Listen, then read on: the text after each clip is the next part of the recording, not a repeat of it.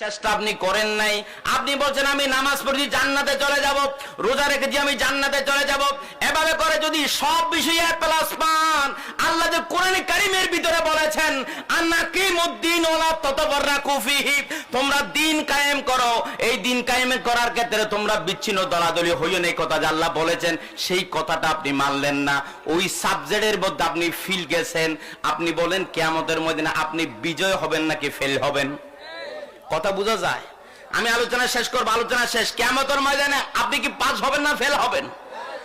হে শাপলাপুরের মানুষ, আপনারা আমারে চিনেন, আমি আপনাদেরকে চিনি। ইমানদারের তৌহিদে জনতার স্থান, ইসলামের উর্বর গাড়ি ঠিক কিনা বলো মুসলমান? আপনারা এ প্লাস পেতে চান না ফেল যেতে চান? জোরে বলেন, এ প্লাস পেতে চান না ফেল যেতে চান? পাস করতে চান না ফেল করতে চান? কিয়ামতের ময়দানে যদি ফাঁস করতে হয় আপনাদেরকে একামতে দিন দিন কায়েমের জন্য আপনাদের কষ্ট করা লাগবে।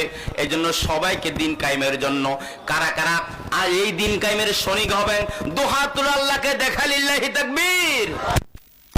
আমি একটা ইসলামী সঙ্গীত বলে আলোচনা শেষ করছি। দাঁড়িয়ে চোতাই মুকুট